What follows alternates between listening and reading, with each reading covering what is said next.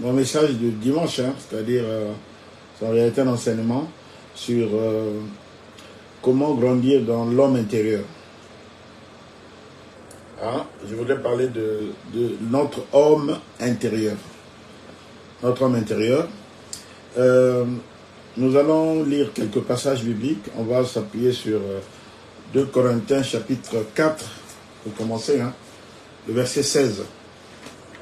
2 Corinthiens chapitre 4, le verset 16. Nous allons parler de l'homme intérieur. 2 Corinthiens chapitre 4, le verset 16. Nous dit ceci. 2 Corinthiens 4, 16. Quelqu'un peut lire, hein, s'il a trouvé. Comme ça, au moins, c'est interactif.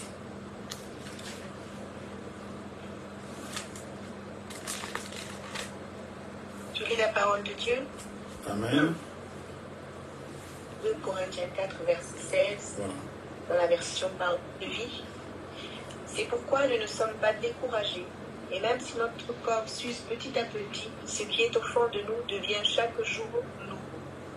Voilà, chaque jour nouveau. Dans ma version seconde, il est dit ceci. C'est pourquoi nous ne perdons pas courage. Et même lorsque notre homme extérieur s'est détruit, notre homme intérieur se renouvelle de jour en jour. Alors, le but de ce partage, c'est de nous donner conscience de notre homme intérieur. D'être conscient ce qu'est en nous, nous avons un homme intérieur, qui est le véritable nous, en fait, qui est notre moi, qui est notre personnalité, le vrai nous. Souvent, nous n'avons pas conscience de ça et nous sommes trop focus sur le corps. Et nous sommes parfois tentés de chercher la force, de chercher de la force au niveau de l'extérieur, au niveau du corps physique. Parfois, nous voulons régler nos affaires avec l'extérieur. Parfois, nous pensons que notre valeur réside dans l'apparence extérieure.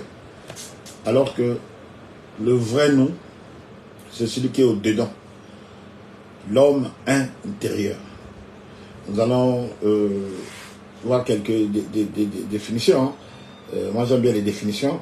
Qu'est-ce que l'homme intérieur? L'homme intérieur, c'est... Quand on regarde la plupart des définitions dans la Bible, hein, en allant sur l'étymologie, en allant sur les mots grecs qui sont utilisés, on parle dans l'homme intérieur, on parle de l'intérieur, on parle même de dans la maison, on parle de la maison, on parle du dedans. Du dedans.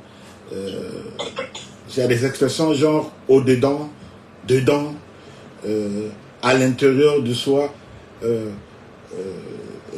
ce qu'il y a au-dedans. Le Seigneur, j'avais l'habitude de dire au-dedans.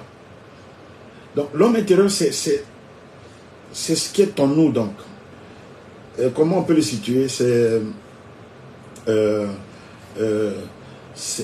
notre âme, donc, là où il y a les émotions, là où il y a la pensée, là où il y a l'intelligence et tout, notre volonté, mais aussi notre conscience. Donc, ça veut dire que s'engage notre âme et notre esprit. Et c'est ce que l'on appelle le cœur. Le cœur. C'est ça qui est le plus important. Notre cœur. Si tu te connais, tu connais ton cœur, tu te connais réellement, tu as beaucoup il y a beaucoup d'espoir que tu avances, il y a beaucoup d'espoir que tu avances avec le Seigneur, il y a beaucoup d'espoir que tu réalises des choses avec, il y a beaucoup d'espoir que tu réussisses même ce que tu entreprends avec le Seigneur. Il faut connaître son intérieur, pas l'extérieur, mais son intérieur, au-dedans de toi. Tu es qui au-dedans de toi? Qu'est-ce que tu es? Il faut le connaître. Et même, je dirais, pendant que je préparais ce message, le Seigneur me disait, lorsqu'on s'engage même dans les relations, il ne faut pas s'occuper de l'extérieur que l'on voit chez les gens. Il faut discerner le dedans. Parce que c'est ça le plus important. Le dedans, l'homme intérieur, la personne, ce qu'elle est. La vraie personne, c'est ce qu'elle est. Surtout dans les relations de mariage. Moi, je vois souvent le pasteur qui qui fait beaucoup de publications. Je sens dans ces publications qu'il est en train de vouloir gérer des gens qui se sont piégés dans les mariages et qui ne savent pas comment s'en sortir. Parce qu'ils n'ont pas vu le dedans. Ils n'ont vu que l'extérieur et se retrouvent là coincés. Donc c'est le cœur. C'est ça le plus important. Dans le livre des Proverbes, chapitre 4, au verset 23, il est dit, garde ton cœur plus que toute autre chose. Proverbe 4, 23, garde ton cœur plus que toute autre chose, car de lui viennent les sources de la vie. Garde l'homme intérieur, garde le dedans. Prends soin du dedans, ce qui est en toi. Car les sources de la vie viennent de là. La vie éternelle passe par là. Les dons de l'esprit passent par là. La grâce de Dieu passe par là. Quand Dieu veut agir, il passe par là. Comme il est dit, l'Éternel ne regarde pas ce qu'il frappe aux yeux, mais il regarde au cœur. C'est le cœur, l'intérieur. C'est de l'homme intérieur dont il faut prendre soin. Donc, notre vie chrétienne, en fait, grandir dans la foi chrétienne, en fait, c'est faire grandir son homme intérieur. Il doit se renouveler. Il doit abandonner progressivement des choses mauvaises. On doit remplacer les mauvaises choses par des bonnes choses. Je vais vous citer un certain nombre de passages bibliques. C'est le Seigneur qui le dit, hein, pour montrer comment peut être l'homme intérieur, ce qui peut être dans l'homme intérieur. Dans Matthieu 7,15 par exemple, il dit, il parlait certainement des pharisiens ou des juifs, il dit, au-dedans, ils sont des loups ravisseurs. Tu vois quelqu'un, enfin serviteur de Dieu, hein, avec un titre renflant, il est là, il est apôtre de l'univers, comme je l'avais vu quelque part, prophète des nations, le patriarche bon, bref, il y a tellement de titres, mais le Seigneur dit, au-dedans, ce sont des loups ravisseurs. Des loups ravisseurs. C'est-à-dire que tu tombes dans leur pièce, tu es mal barré. C'est comme des loups. Ils vont te manger. Ils vont te ravir ce qui est à toi. Par des stratagèmes, je ne sais pas comment. Dans Matthieu 23, 25, le Seigneur continue encore, il dit, au-dedans, ils sont pleins de rapines. Matthieu 23, 25. Ils sont pleins de rapines et d'intempérance, de méchanceté. Luc 11, 39. Ils sont pleins de méchanceté au-dedans. Vous le voyez, leur apparence, ils ressemblent à des vrais serviteurs de Dieu, à des vrais chrétiens. Mais au-dedans, c'est plein de rapines, plein de méchanceté, plein d'intempérance, incapable de se maîtriser. Tu le vois là, tu ne peux t'inspirer que c'est un grand monsieur, une grande dame, tu ne peux t'inspirer que par le respect que tu lui dois. Mais au-dedans, tu ne connais pas. Au-dedans, c'est un intempérant. Je me souviens d'un serviteur de Dieu qui nous disait, est-ce qu'on peut te confier, quelqu'un peut te confier sa fille? Est-ce que quelqu'un peut te confier sa fille? Non, on cadre ma fille, gère ma fille, tout ça là. Il faut connaître le cœur des gens avant de confier nos enfants, confier même nos épouses. Hein. Alors, je me souviens d'une expérience que j'avais vécue. Je suis rentré dans un groupe de pasteurs. Mais en voyant ma femme, mais il venait souvent chez moi sans que je ne sois là. Et après ce que ma femme a raconté, ce qu'il venait. Quand tu n'es pas, ils ne viennent te voir que quand tu n'es pas là. Ils sont là, ils parlent avec ta femme, ils disent qu'ils vont former ta femme, ils vont l'encadrer, ils vont prendre soin d'elle, ils vont faire d'elle une vraie servante de Dieu. Et ça, je ne suis pas au courant. Hein. C'est quand je ne suis pas là, des pasteurs. Il y a un qui disait à ma femme, mais comment ton mari ne te fait pas voyager avec tout ce qu'il gagne? Moi, je peux te faire voyager et tout ça. C'est des apôtres, hein? Apôtres intels, consacrés, hein? Avec des apôtres, des docteurs, tout ça là. Mais, en fait, tu vois, c'est des serviteurs de Dieu, mais au-dedans, c'est des loups ravisseurs, pleins d'intempérance, incapables de se maîtriser devant une jolie femme. Plein de méchanceté en eux. Ça, c'est le Seigneur qui le dit. Au-dedans, ils sont pleins de rapines, pleins d'intempérance et pleins de méchanceté. Il continue encore dans Matthieu 23, toujours verset 27.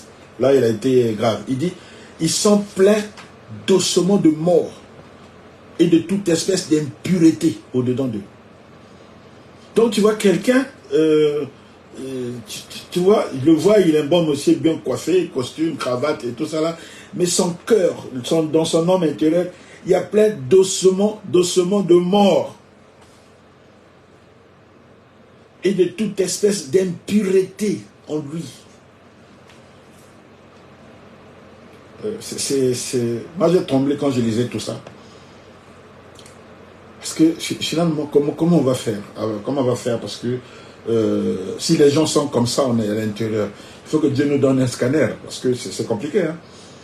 Tu prends l'église, tu confies à des gens comme ça, alors qu'ils sont pleins d'intempérance, pleins d'ossements de mort et de toute espèce d'impurité. Toi, tu ne vois pas ça.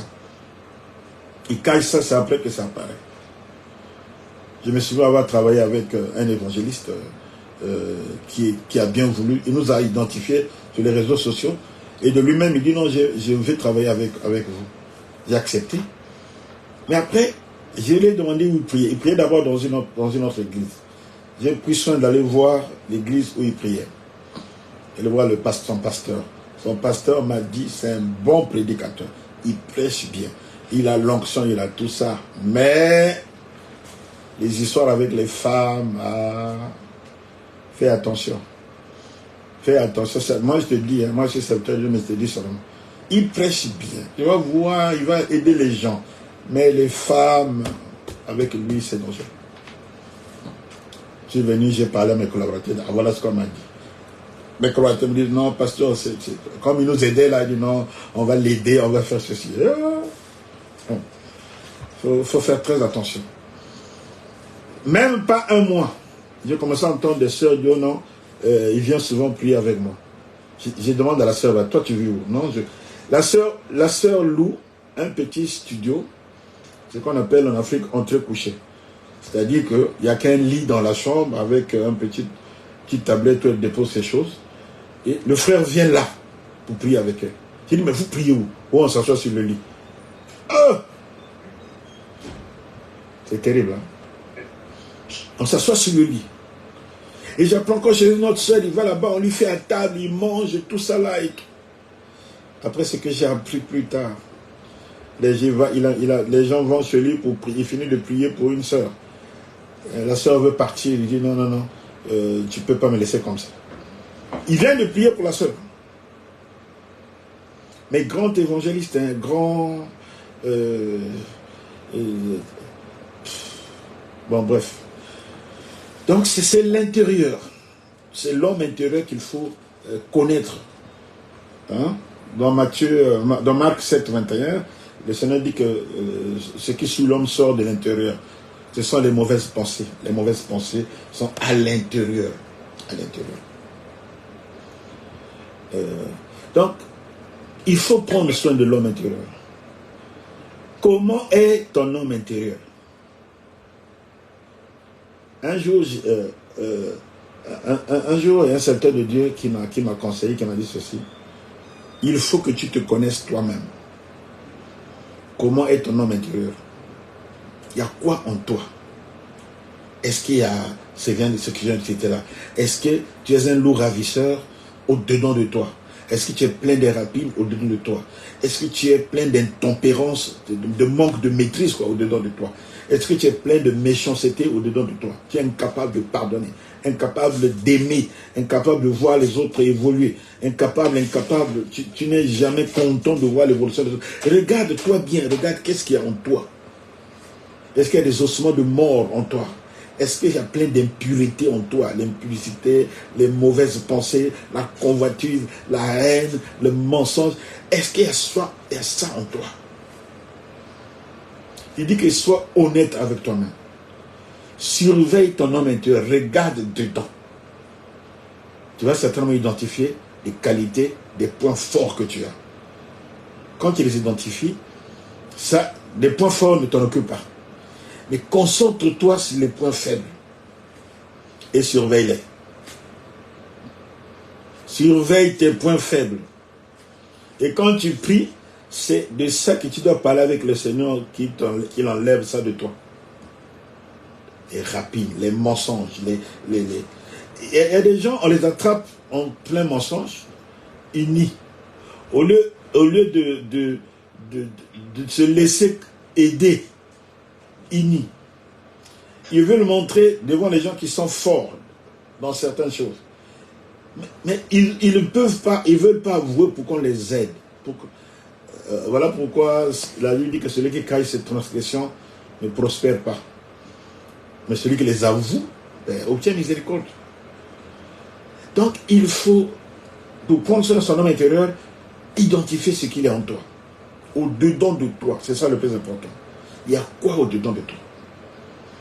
Quand tu as identifié ça, c'est ça que tu dois surveiller. C'est de ça que tu vas parler. Tu dois prier pour ça jusqu'à ce que ça disparaisse. Ça ne disparaîtra jamais d'un coup. Et chaque fois qu'il y a par exemple un moment de prière, une retraite spirituelle, tu jeûnes, tout ça là, tu t'occupes de ces points-là. Tu dois même faire des jeûnes spécialement pour purifier ton homme intérieur. Il faut faire des jeûnes. Tu dis, bon, je vais faire 3 jours de jeûne. Ce n'est pas pour le mariage seulement. Ce n'est pas pour ceci ou non, je vais jeûner 3 jours parce que je dois me marier. Non, ça c'est rien du tout. Vous allez constater que lorsque tu purifies l'intérieur, tu vas attirer des bonnes choses. Parce que tous nos problèmes viennent de notre cœur. On a lu Proverbe 4, Proverbe 4, 23 nous dit ceci. Nous avons lu Proverbe 4, 23 qui dit que c'est de là que viennent les sources de la vie.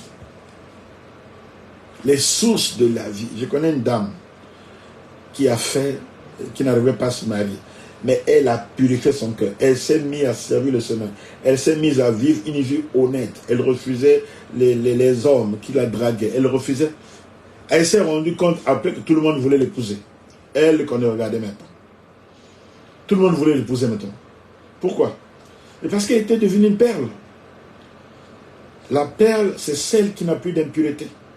La perle, c'est celle dont le cœur est... C'est-à-dire... quelqu'un qui a pris soin de son âme intérieure, qui a pris soin de son cœur, qui s'est éloigné de toute impureté.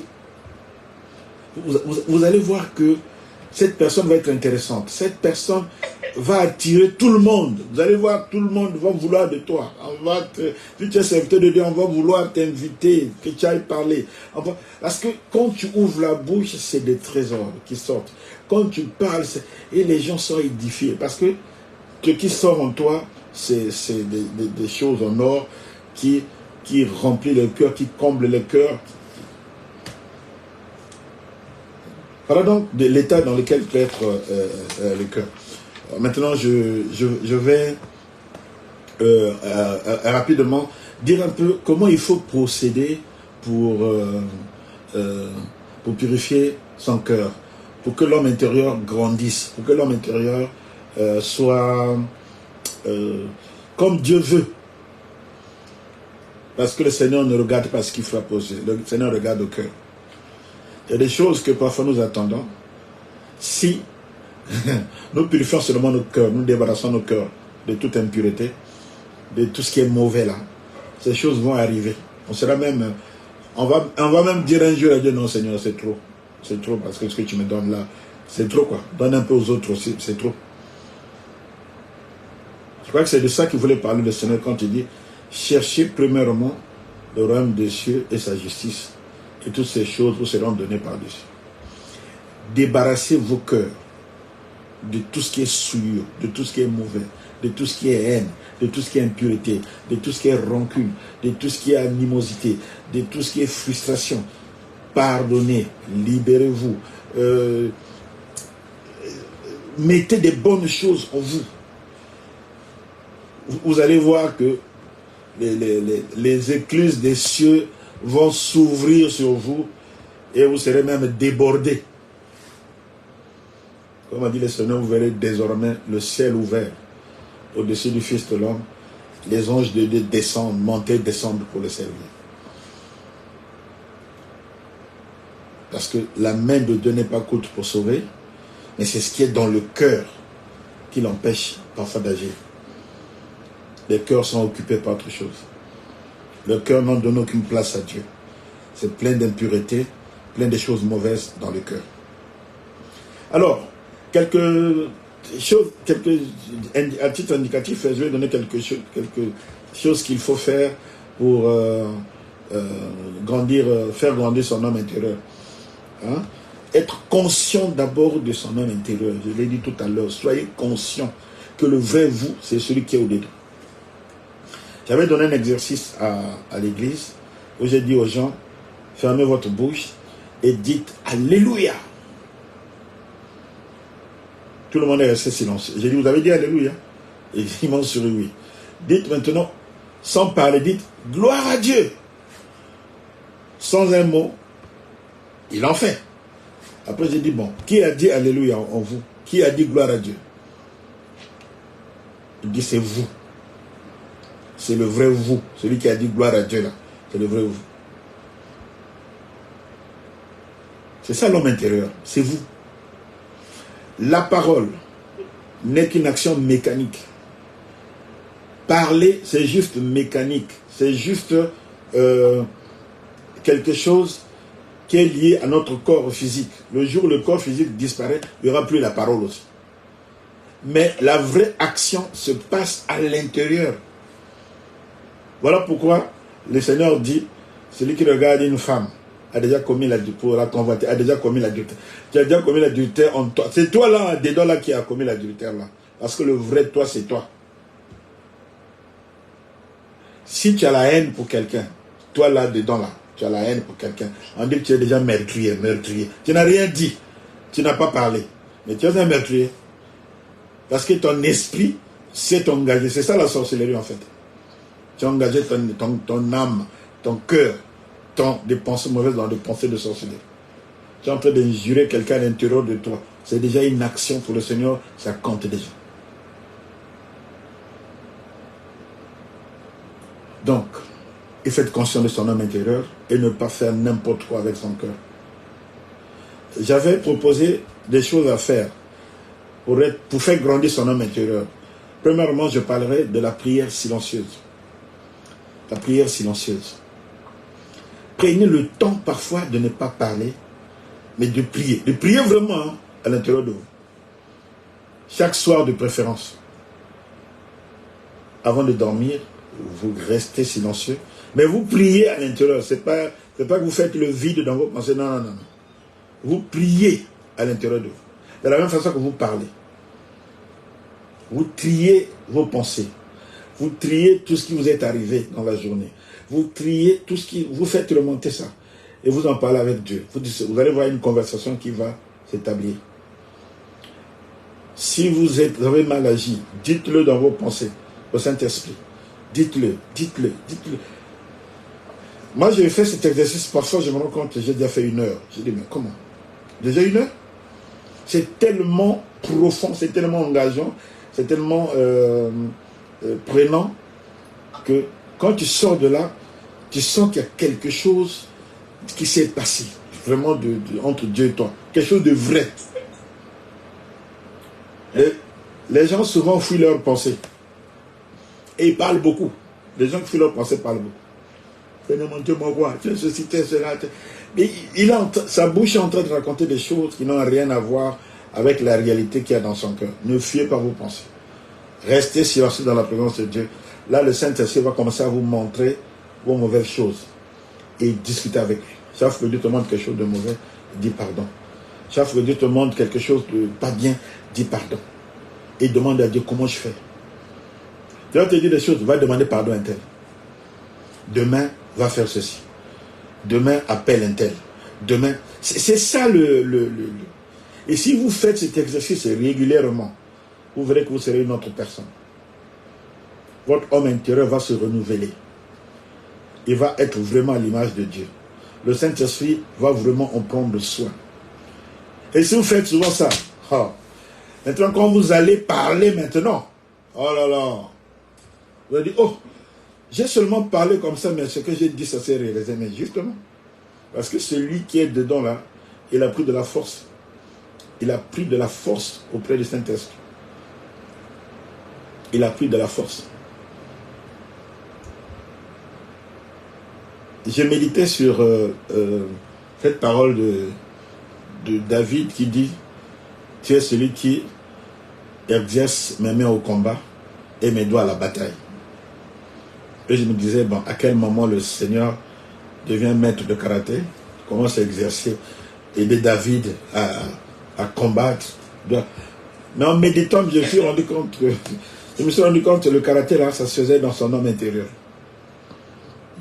David avait un homme intérieur très vif, il y avait une vivacité de son esprit, parce qu'il méditait. Il disait dans le psaume, il dit, sur ma couche, je médite. Sur ma couche, mais c'est ça, il priait dans son homme intérieur, sans parler. Donc lorsque vous êtes à la gare, vous êtes, c'est pas, dans une file d'attente, en train d'attendre quelque chose, ne commencez pas à rouspéter contre la longue file qui est là. Priez dans votre homme intérieur. Priez. Vous attendez un train quelque part, dans l'intérieur, priez. Exercez-vous, occupez-vous. Je ne comprends pas pourquoi Dieu dit prier sans cesse. On n'a pas besoin de parler.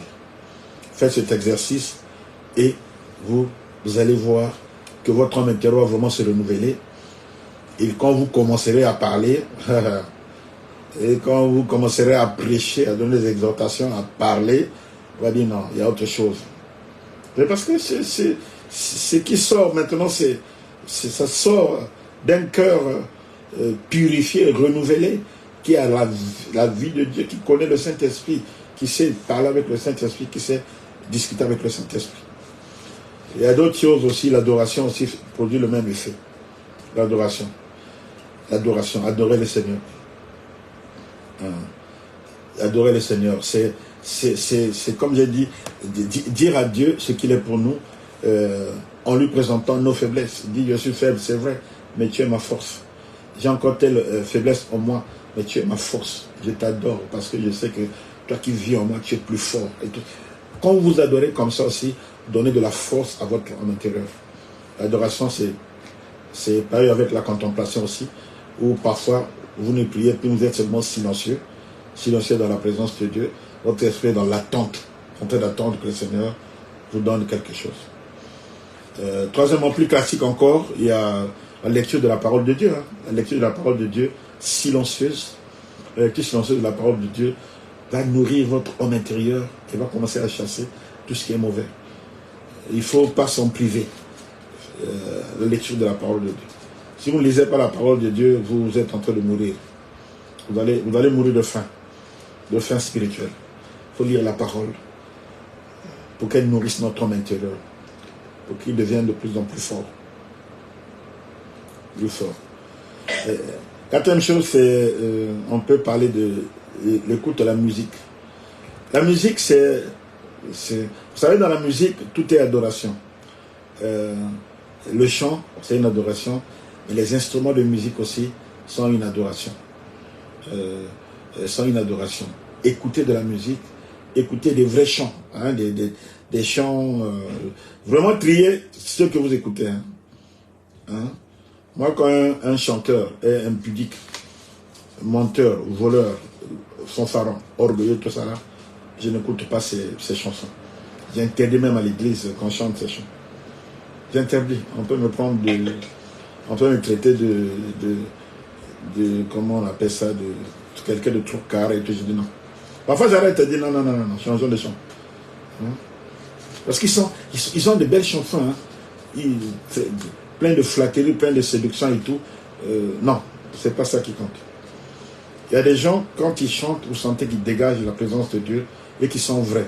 C'est cela qu'il faut écouter. La chanson, c'est pas parfois aussi beau. C'est pas nouveau. Hein? C'est pas toujours du gospel. Hein? C'est parfois les anciens rythmes là. Hein? Les anciens rythmes là, tout ça là. Mais il y a la vie. Il faut écouter ce genre de choses. Ça permet de nourrir l'homme intérieur, de le faire grandir. Enfin, pour terminer, un exercice, il faut faire continuellement se garder soi-même. Se garder soi-même. Comme j'ai dit dans Proverbe 4, 23, garde ton cœur. Il faut garder son cœur. Garder son cœur, le protéger. Ne pas accepter de faire entrer n'importe quoi. Philippiens 4, 8, pour terminer. Philippiens 4, 8 nous résume ce qu'il faut accepter. Hein, ce qu'il faut accepter dans son homme intérieur. Si vous voulez vraiment aller loin avec Dieu, Philippiens 4, 8, je vais lire. Il fait un exercice qu'il faut faire. Il faut vraiment refuser tout ce qui peut nous empêcher de jouir des sources de la vie. Quelqu'un peut lire? Pendant que je suis en train de fouiller. Philippiens 4, 8. Je fais la page. Moi, je vais lire. Au reste, frère. Philippiens 4, 8. Au reste, frère. Que tout ce qui est vrai, tout ce qui est honorable, tout ce qui est juste, tout ce qui est pur, tout ce qui est aimable, tout ce qui mérite l'approbation, ce qui est vertueux et digne de louange, soit l'objet de vos pensées. Les seules choses qu'il faut tolérer dans son... Il faut se surveiller son homme intérieur, surveiller son cœur. Les choses qu'il faut tolérer. Il en va de votre survie, il en va de votre réussite. Il y a des choses à ne pas tolérer, il y a des choses à accepter. L'apôtre nous donne une indication ici. Il dit, n'acceptez que ce qui est vrai dans votre cœur. Si ce n'est pas vrai, ne le mettez pas dans votre cœur. Nous partageons beaucoup de mensonges sur les réseaux sociaux. Nous devons en changer. Parce que tu vois un mensonge, tac, partagé. Tu tagues même un ensemble de pauvres frères qui ont leur cœur pur. Tu les tagues pour partager ce mensonge avec eux. Et tu les souilles. Tu les souilles. Moi, quand je regarde, on me demande, quand tu es tagué, ça veut dire que quand tu dis oui, ça va apparaître sur ta page, pour que d'autres aussi puissent voir ça. Moi, je supprime souvent. Je supprime. Donc, tout ce qui est vrai, quand c'est un mensonge, quand ce n'est pas vérifié, il ne faut pas l'accepter dans son cœur. Tout ce qui est honorable, tout ce qui donne de l'honneur, si ce n'est pas honorable, il ne faut pas l'accepter. Si ça n'honore pas quelqu'un, si ça ne donne pas du respect, il ne faut pas l'accepter dans son cœur. Il faut que ça soit respectueux, il faut que ça te donne du respect, ça te donne du poids.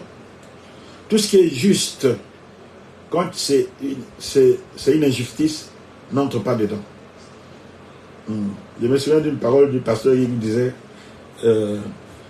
même devant le pasteur, si tu as tort, tort tu auras. Ça me fait souvent rire quand je pense à cette parole. Devant le pasteur, si tu as tort, tort tu auras. Il y a des gens qui croient que bon, il est pour lui dans l'injustice, il vient devant le pasteur, il croit que moi le pasteur va me couvrir. Il dit non, tu as tort. Il faut dire aux gens que non, c'est pas bien. Il faut souvent interpeller les gens, ne cautionnons pas ce genre de choses. Moi j'ai un collaborateur, il est parti se marier en France, après il ne veut plus. Oh non, elle est mauvaise, elle est ceci. Donc toi tu quittes le Congo ici, tu vas aller te marier avec quelqu'un qui est habitué à liberté, égalité, fraternité. Tu crois que tu vas aller la dominer, lui imposer tes choses de l'Afrique ici. Hein?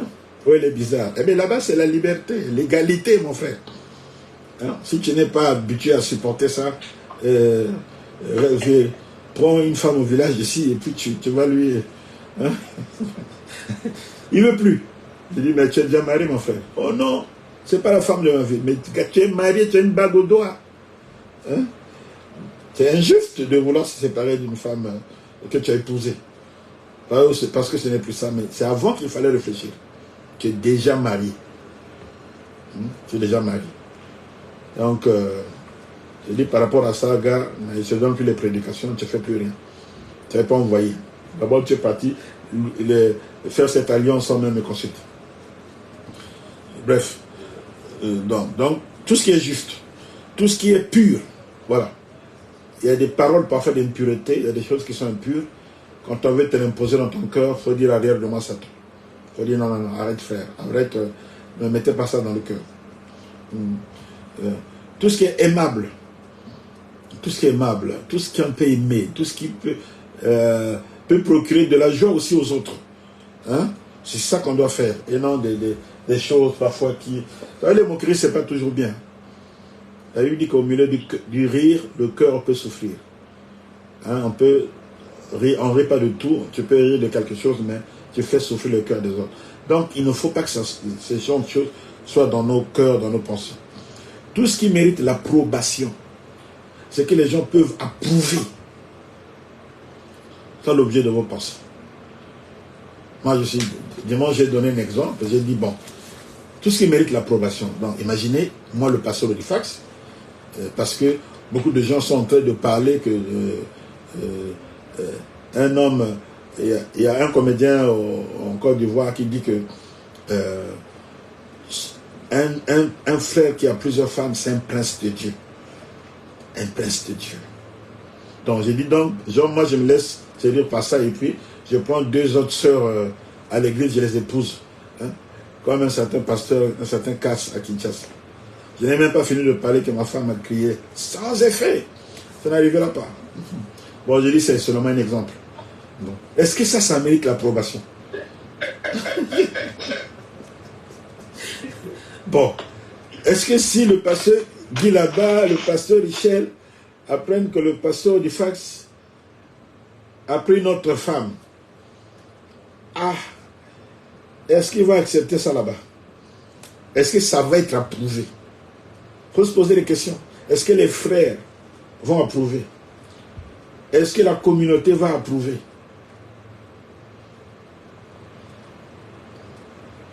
Est-ce que la communauté va approuver? Voilà. Donc, c'est ça. Il faut d'abord voir si on peut approuver ça. Ce qu'on peut mettre dans notre cœur. Tout ce qui est vertueux, la vertu, c'est la disposition à faire du bien. Donc, il faut de notre cœur, il n'y a que des choses qui font du bien aux autres et non du mal. C'est l'inverse de la méchanceté. Et digne de louange, tout ce qui est digne de louange. Est-ce qu'on peut louer ça? Est-ce que tu peux faire quelque chose? On va te louer, on va dire bravo, gars, bravo. Tant qu'il n'y a pas ça, voilà pourquoi, pour que nos cœurs soient bien, pour aider les gens, il ne faut pas se priver de les décourager en leur donnant, en refusant de leur donner ce qui plaît à leur cœur. Tant que ça s'éloigne de Dieu, on va te détester, on va nous haïr, tout ça souvent, mais plus tard, ça va leur faire du bien. Aujourd'hui, quand je regarde avec la plupart des gens qui n'ont pas écouté nos conseils, quand je les regarde aujourd'hui, j'ai même envie de pleurer à leur place, quoi. Ils ont des vies vraiment misérables. Des vies misérables. Parce qu'ils n'ont pas voulu nous écouter. Genre, oh, lui, il est toujours là avec ses choses, les choses de Dieu. J'ai des collaborateurs qui m'amènent parfois des très belles filles à l'église. Tu les regardes, c'est là, tu sens que c'est des professionnels. Ils les amènent à l'église. Dès qu'elles arrivent là et tout, paf, je leur donne... je vais directement dans les critères de disciple du Seigneur. Hein? Renoncer à tout, faire ceci, il faut laisser ça, et ça, et ça, et ça. Je dis qu'il faut laisser avec les hommes, il faut laisser avec cette telle vie, il faut laisser ça, et ça, et ça. En général, je ne revois plus. Parce que de pasteur, tu fais fuir les gens. Mais écoutez, il ne faut pas leur donner des faux espoirs. Dès le début, ils doivent savoir où est-ce qu'ils mettent les pieds. Parce qu'après, ça sera des problèmes. Vous les mettez là-dedans, un pauvre frère, voilà une jolie fille, il va l'épouser. Au fond, elle n'est pas prête. Il va l'épouser, il va souffrir. Dans son cœur, il y a plein d'ossements de mort, il y a plein de rapines, il y a plein de choses encore bizarres. Quelqu'un l'épouse à l'église, c'est des problèmes. Il faut leur dire la vérité, quels sont les critères pour prier avec nous. Pour qu'au moins, que ce soit seulement les disciples qui restent. Sinon, on est mal barré. Parfois, je regarde, parfois, je dis, nous là, on n'aura pas des églises de 1000 membres, 2000 membres. Hein.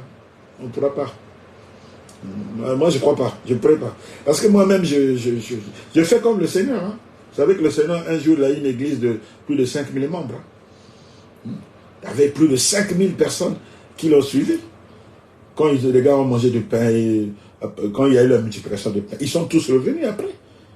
L'église a grandi. Ils étaient nombreux. Après, il a commencé, il leur a donné un enseignement solide. Il leur a dit, vous me suivez parce que vous avez mangé du pain et mangé du poisson. Mais celui qui ne mange pas ma chair, qui ne boit pas mon sang, il ne peut pas. Ils ont dit, cette parole est trop dure, tu peux l'écouter. Ils sont tous partis. Il n'était resté que les disciples. Il voulait même chasser ses apôtres. Il dit que vous ne partez pas. Et c'est là où Pierre a dit, Jean a dit, mais où irons-nous sinon? C'est toi qui as les paroles de la vie.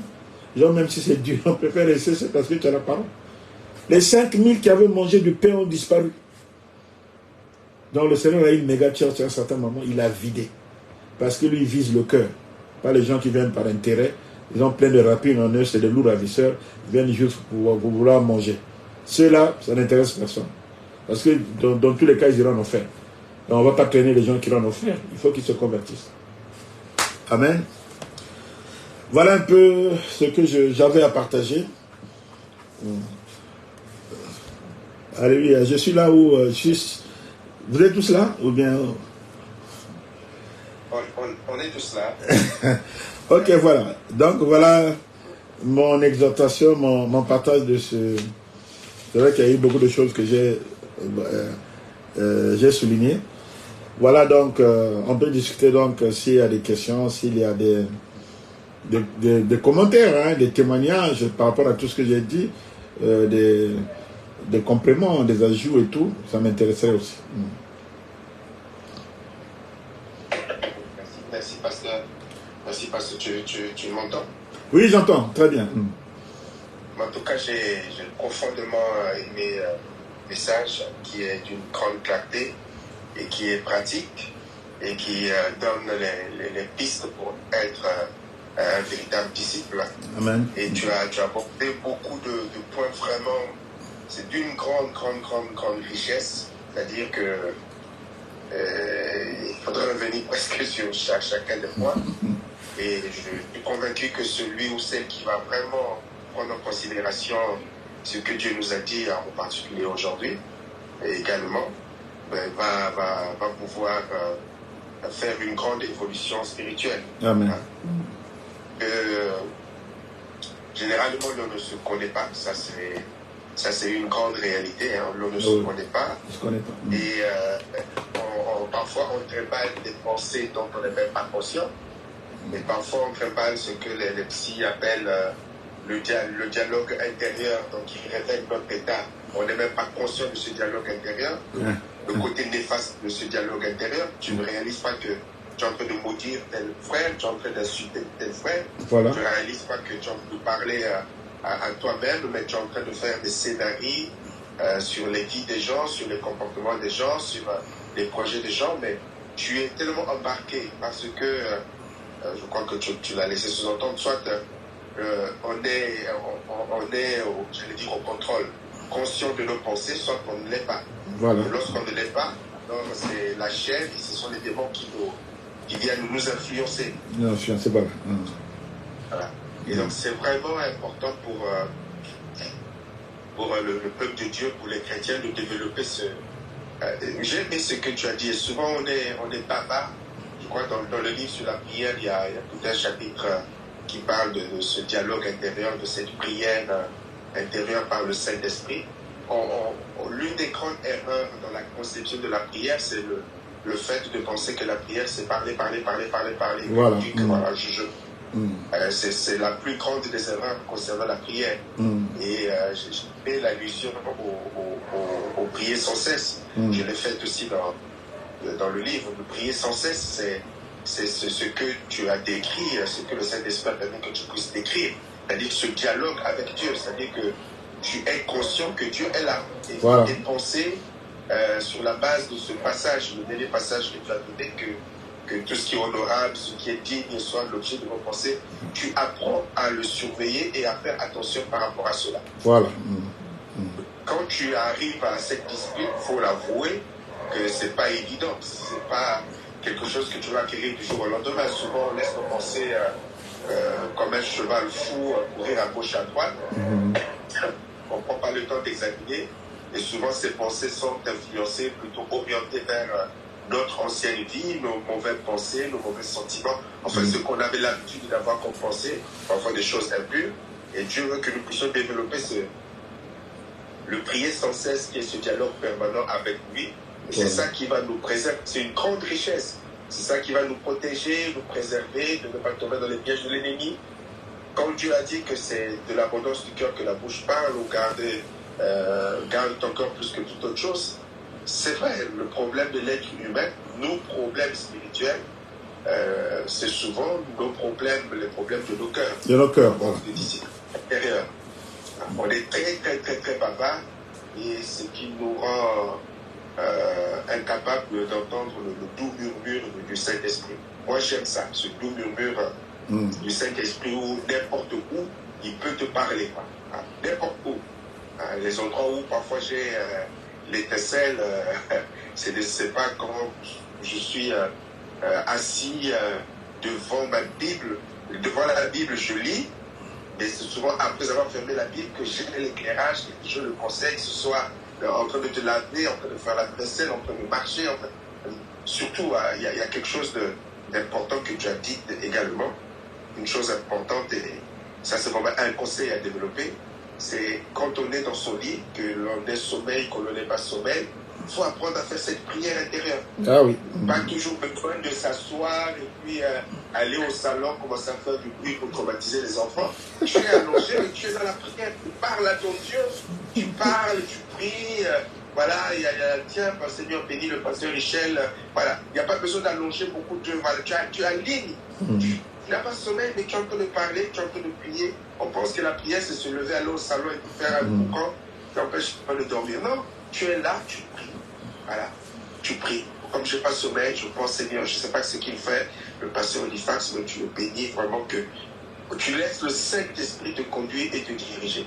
Et c'est à partir de là que tu vas même expérimenter, je crois que certains parmi nous ont expérimenté, même pendant notre sommeil, alors qu'on dort dans les rêves, souvent la prière que je fais au Seigneur, c'est que Seigneur, je veux te servir, même quand je dors, puisqu'on est des êtres spirituels. Même quand je dors, je veux évangéliser, je veux délivrer, je veux... Voilà, quand je dors, je veux être à ton service. Moi, je prêche souvent. Je prêche dans le sommeil. Je ne sais même pas avec qui je prêche, mais je prêche. Voilà.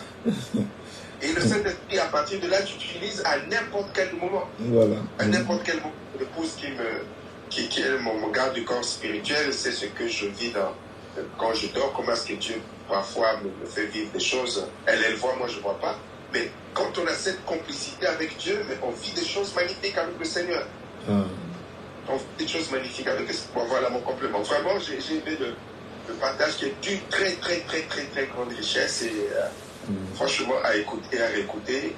Et si on le met en pratique, on va grandir spirituellement. Voilà. Souvent, on ne se connaît pas. Le vrai problème, c'est ça. On ne se connaît pas et on se laisse embarquer par les démons, par la chair. Parfois, tu es là en train de ruminer. Je donne souvent cet exemple concernant Michel. Il y a des moments où tu te lèves, tu es fâché, je suis fâché contre elle. Je ressens. Je dis, mais attends.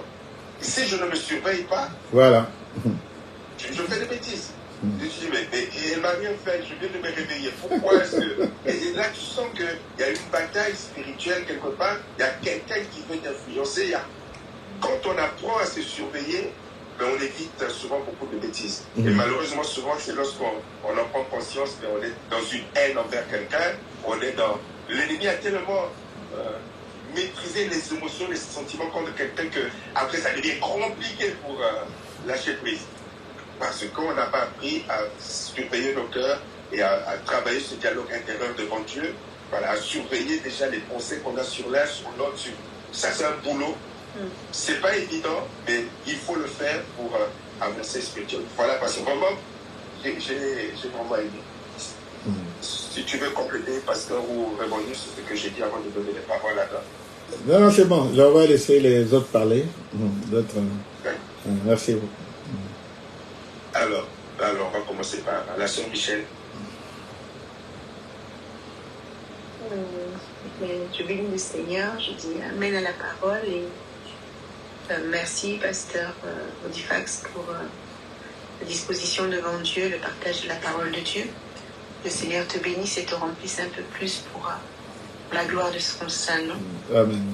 Et je personnellement, rien à rajouter. Comme a dit le pasteur, il y a beaucoup de pistes, beaucoup de choses, et surtout dans la mise en pratique, en fait.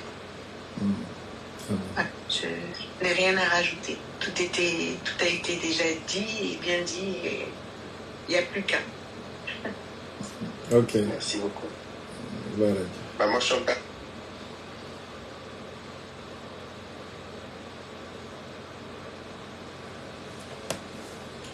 Comme elle est à un endroit où elle ne peut pas toujours parler. Ah, d'accord. Alors, ouais. Après. Est-ce que Corinne, tu peux parler? Là, on bascule sur... Vraiment, merci au pasteur Audifax, vraiment d'être un homme béni. Et c'est vraiment un message qui m'a beaucoup touchée. Et je dis merci à Guy aussi pour ce qu'il a rajouté, parce que c'est vrai que j'ai remarqué quand on parlait à Dieu toute la journée, quand on prenait ce temps le soir, et ça faisait du bien. Et c'est vrai que des fois j'ai quand même des émotions qui reviennent par rapport à certaines choses, parce que là j'ai mon fils à l'hôpital et des fois ça remonte et je m'angoisse et du coup j'ai du mal à me calmer, mais c'était vraiment un beau message et vraiment que le Seigneur vous bénisse, et de parler de David aussi. Les psaumes, c'est quelque chose que j'aime beaucoup. J'aime beaucoup prier dans les psaumes aussi. Et je crois qu'il y a encore beaucoup de progrès à faire pour être dans la paix vraiment. Mais vraiment, ça m'a vraiment fait du bien, vraiment que Dieu vous bénisse. Dieu vous bénisse. Ok, merci. Une pensée qui me va à l'esprit. Les pensées, il faut les confronter à la parole. Vous avez parlé de l'enfant qui est à l'hôpital. Quand des mauvaises pensées arrivent, prenez la parole, dites qu'est-ce que la parole dit. C'est-à-dire que refuser toute parole négative. Même l'apôtre Paul avait des mauvaises pensées. Hein, et à un moment, il a parlé de crainte au-dedans. Crainte au-dedans. Parfois, au-dedans de nous, il y a des craintes. Il faut vite les balayer. Hein? Le même Paul a dit dans 2 Corinthiens, il dit nous amenons toute pensée captive à l'obéissance de la parole. Il faut vraiment faire cet exercice. Vous voyez, lorsqu'on a voulu mettre des mauvaises pensées dans le cœur du Seigneur par Pierre, il a dit non, tu ne mourras pas et tout ça n'arrivera pas. Il dit arrière de moi Satan. Hein? Arrière de moi Satan. C'est un exercice. Et le moment où vous êtes là tranquille, il y a des pensées qui viennent, genre tu vas mourir. Oh, c'est derrière de moi Satan. C'est ça quand je suis seule, c'est quand je suis seule. Les pensées de suicide. Oui, d'être arrière de moi Satan. Une fois quelqu'un m'a rapporté des paroles genre vous m'entendez? Il y en a plein là. Des genre non, j'ai fait un songe, tu vas mourir. Tu vas mourir. Ça a failli m'affecter. J'ai refusé ça, je me suis mis à prier. J'ai dit Seigneur, dis-moi qu'est-ce qui se passe. Je refuse la mort parce que je t'ai toujours dit que moi je dois avoir les petits enfants de mes enfants. Quelle est cette histoire-là? Je vais mourir. Alors je dors, j'ai fait un songe. La même nuit, j'ai fait un songe, j'ai eu 2 enfants. Ma femme a couché une fois, ma femme a couché encore 2 fois. Dans le songe. Après j'ai dit Seigneur, moi j'ai assez d'enfants là, je n'ai pas envie d'ajouter. Après le Saint-Esprit dit non. Je voulais te dire ceci. Si ta femme a le temps de tomber enceinte 2 fois, 9 mois, d'accoucher, d'attendre 2-3 ans encore, de tomber encore enceinte et d'accoucher, c'est que tu vas vivre longtemps. Là j'ai eu la paix. J'ai eu la paix. C'est que tu vas encore vivre longtemps. Le Seigneur répond toujours. Hein? Tu es papa 2 fois. Si tu fais ça, tu parles 2 fois. Dis non, je suis encore là. Donc je ne vais pas mourir. J'ai dit à la personne, je ne vais pas mourir, je suis encore là. Et je suis là. Hein? Ça fait des années qu'on m'a dit ça. Merci beaucoup ma soeur. Donc, voilà, il faut toujours dire, penser ce que Dieu dit et accepter ça, accepter ce que Dieu dit et non la réalité ou les mensonges que tu es en train de voir devant toi. Ok, merci. Oui, je crois que le Seigneur va guérir, mais après, parfois ça vient, et il faut que j'apprenne à stopper. Oui, merci. Ok. Sandra, notre soeur Sandra, si elle est dispo. Bonsoir à tous. Bonsoir. Je dis amen à la parole. Bonsoir. Je dis amen à la parole, c'est vraiment un enseignement pratique. Et vraiment, ça fait du bien. Et soyez bénis vraiment, pasteur, pour ce message édifiant. Amen. Merci. Merci beaucoup. Isongo Mwana. Isongo Mwana. Bonsoir, pasteur Audifax. Bonsoir. Je veux bénir le Seigneur pour ce message qui nous permet en fait après de faire une rétrospective sur nous-mêmes, sur soi, sur l'état de notre marche, sur ces choses qui perdurent encore et que le Seigneur veut voir partir totalement et vraiment laisser son Saint-Esprit en tout cas renforcer l'homme intérieur, en tout cas spirituel que nous devons être en fait. Donc je veux vraiment bénir le Seigneur pour cette parole. Amen. Merci beaucoup. On bascule sur Skype. Je ne sais pas si Pasteur Carmen a quelque chose à rajouter. Je vais connecter, déconnecter. Elle a la 2G du Congo.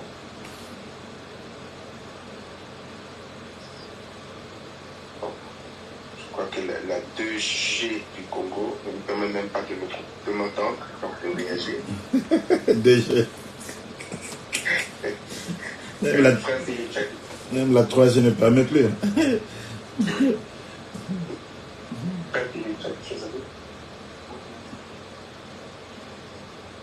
Merci beaucoup. Bon, on va laisser la contribution finale au bishop, Michel, et qui conclura. Nous sommes toutes oui. Okay.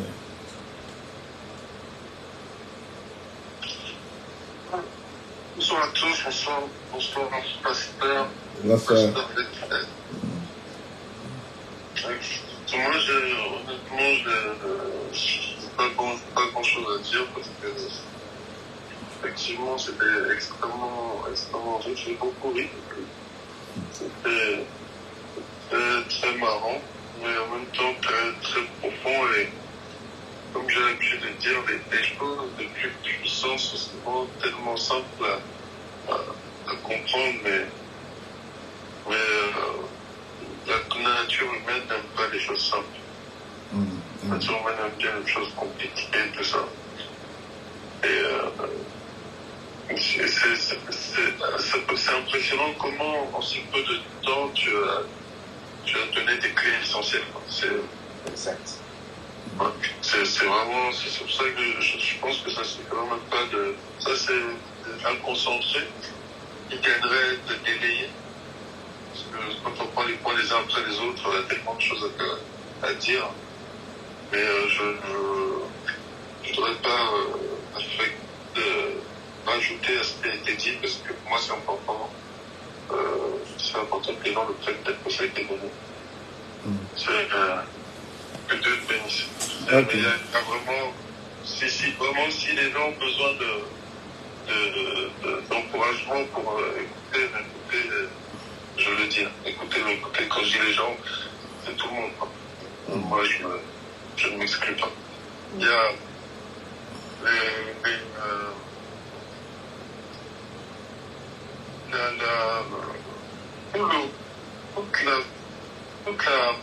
la ruse de l'ennemi est de nous amener à gérer des choses, des impressions, tout ce qui est extérieur. Et par définition, à nous définir ou agir par rapport à ce que nous recevons comme information par nos sens. Et on oublie que les sens montent de la chair. Et le monde de la chair, ce sera jamais le monde du Seigneur et l'information que l'on reçoit de la chair, ce n'est pas toujours imparfait. Alors qu'en vérité, et tu l'as dit aussi, et j'ai beaucoup aimé quand tu as dit ça, moi je ne voulais pas rajouter, mais bon. J'ai beaucoup aimé quand tu as dit ça, quand tu as parlé même dans les relations, dans le chemin du partenaire. Il nous emmène à choisir les gens selon l'aspect extérieur, selon des critères extérieurs. On veut des femmes ou des hommes de telle ou telle qualité, avec tel ou tel moyen. Et on oublie complètement que ce qui détermine l'homme, c'est ce qui est à l'intérieur. On juge même les gens, des relations qu'on a par rapport à l'apparence qu'ils auront, dans la prétendue attitude qu'ils auront. Des fois même, on arrive à conclure des choses simplement par l'expression du visage de la personne. Et c'est une distraction. C'est avec, moi, ce qui m'efface, c'est avec une telle facilité. Si on comprenait en tant que chrétien ce que vient d'enseigner Pasteur Difax aujourd'hui, comprenez, appliquer, bien sûr. Et il y a tellement de choses qui sont, il y a tellement on retira l'ennemi tellement d'outils de manipulation. Voilà, c'est ce que je veux dire. On retira l'ennemi tellement de capacité de nous influencer, de nous nuire. Je parlais à quelqu'un qui était en lutte, j'exemple, quelqu'un qui était en lutte dans ses pensées en tant que relation avec une personne. Je dis, mais ce que tu me dis que tu penses de la personne, tant que tu le maintiens dans ta tête, tu n'arriveras jamais. Il faut lui sortir de toi. Je dis, ne crois pas que c'est parce que c'est ta voix que c'est toi qui parles. Il dit, tous les films de Nigériens nous ont compté sur l'attaque des hommes absents, les démons nous combattent. Les démons nous parlent avec nos pensées, à la voix de nos pensées. Et il suffit que tu te lèves contre cette pensée au nom de Jésus, tu vas voir que va disparaître. Sinon, tu vas comprendre que, en vérité, c'est pas toi qui penses ça. Oui, mais c'est dur, ça. Là, tu t'arrêtes parce que tu vas pas essayer d'expliquer à la personne. Et ce qui est bien, c'est que avec je vais envoyer, lui partager ce lien. Parce que j'espère que c'est possible, la personne comprend. Que Dieu te bénisse infiniment, pasteur. Ok, amen, merci. Nous allons prier. Change mon cœur, Seigneur. Et purifie-moi. Change mon cœur, Seigneur. Que je sois comme toi. Tu es le potier et je suis l'argile. Façonne-moi, Seigneur, que je sois comme toi. Seigneur, notre objectif de vie chrétienne, notre finalité, c'est de devenir comme toi. C'est de te ressembler toi. Tu t'es montré comme le modèle parfait et tu t'es transmis à l'humanité au travers de tes disciples qui ont compris ta pensée.